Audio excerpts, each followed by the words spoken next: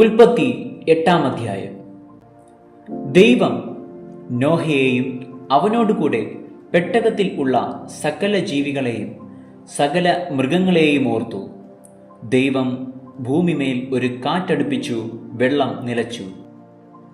ആഴിയുടെ ഉറവുകളും ആകാശത്തിൻ്റെ കിളിവാതിലുകളും അടഞ്ഞു. ആകാശത്തു നിന്നുള്ള മഴയും നിന്നു. വെള്ളം ഇടവിടാതെ ഭൂമിയിൽ നിന്ന് ഇറങ്ങിക്കൊണ്ടിരുന്നു. 150 ദിവസം കഴിഞ്ഞ ശേഷം വെള്ളം കുറഞ്ഞു തുടങ്ങി. 7-ാം മാസം 17-ാം തീയതി പെട്ടകം അരരാത്ത് പർവ്വതത്തിൽ ഉറച്ചു. 10-ാം മാസം വരെ വെള്ളം ഇടവിടാതെ കുറഞ്ഞു. 10-ാം മാസം 1-ാം തീയതി പർവ്വത ശിഖരങ്ങൾ കാണായി. 40 ദിവസം കഴിഞ്ഞ ശേഷം നോഹ താൻ പെട്ടകത്തിന് ഉണ്ടാക്കിയിരുന്ന കിളിവാതിൽ തുറന്നു. അവനൊരു മലങ്കാക്കയെ പുറത്തുവിട്ടു.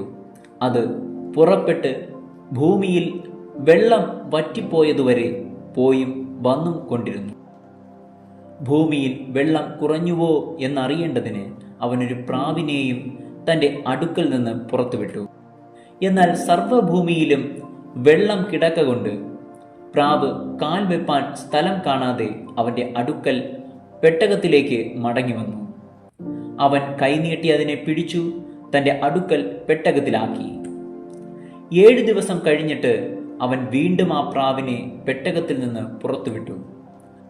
പ്രാവ് വൈകുന്നേരത്ത് അവൻ്റെ അടുക്കൽ വന്നു.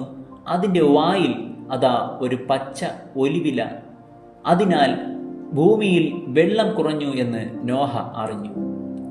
പിന്നെയും 7 ദിവസം കഴിഞ്ഞിട്ട് അവൻ ആ പ്രാവിനെ പുറത്തുവിട്ടു. അത് പിന്നെ അവൻ്റെ അടുക്കൽ മടങ്ങി വന്നില്ല. 601-ാം സംവത്സരം 1-ാം മാസം 1-ാം തീയതി ഭൂമിയിൽ വെള്ളം വറ്റിപ്പോയിരുന്നു. നോഹ പെട്ടകത്തിൻ്റെ മേൽത്തട്ട് നീക്കി ഭൂതലം ഉണങ്ങിയിരിക്കുന്നു എന്ന് കണ്ടു. 2-ാം മാസം 27-ാം തീയതി ഭൂമി ഉണങ്ങിയിരുന്നു. ദൈവം നോഹയോട് അരുളി ചെയ്തത്: നീയും നിന്റെ ഭാര്യയും പുത്രന്മാരും പുത്രന്മാരുടെ ഭാര്യമാരും പെട്ടകത്തിൽ നിന്ന് പുറത്തിറങ്ങുവിൻ. പറവകളും മൃഗങ്ങളും നിലത്തിഴയുന്ന ഇഴജാതിയുമായ സർവ്വജഡത്തിൽ നിന്നും നിന്നോടുകൂടെ ഇരിക്കുന്ന സകല ജീവികളെയും പുറത്തു കൊണ്ടുവരിക. അവ ഭൂമിയിൽ അനവധിയായി വർദ്ധിക്കുകയും പെറ്റുപെരുകുകയും ചെയ്യട്ടെ. അങ്ങനെ നോഹയും അവൻ്റെ പുത്രന്മാരും ഭാര്യയും പുത്രന്മാരുടെ ഭാര്യമാരും പുറത്തിറങ്ങി. സകല മൃഗങ്ങളും ഇഴജാതികൾ ഒക്കെയും എല്ലാ പറവകളും ഭൂചരങ്ങളൊക്കെയും ജാതി ജാതിയായി പെട്ടകത്തിൽ നിന്നിറങ്ങി. നോഹ യഹോവയ്ക്ക് ഒരു യാഗപീഠം പണിതു. ശുദ്ധിയുള്ള സകല മൃഗങ്ങളിലും ശുദ്ധിയുള്ള എല്ലാ പറവകളിലും ചിലതെടുത്ത് യാഗപീഠത്തിന്മേൽ ഹോമയാഗം അർപ്പിച്ചു. യഹോവ സൗരഭ്യവാസന മണത്തപ്പോൾ യഹോവ തൻ്റെ ഹൃദയത്തിൽ അരുളി ചെയ്തത്: ഞാൻ മനുഷ്യൻ്റെ നിമിത്തം ഇനി ഭൂമിയെ ശപിക്കയില്ല. മനുഷ്യൻ്റെ മനോനിരൂപണം ബാല്യം മുതൽ ദോഷമുള്ളതാകുന്നു. ഞാൻ ചെയ്തതുപോലെ സകല ജീവികളെയും ഇനി നശിപ്പിക്കയില്ല.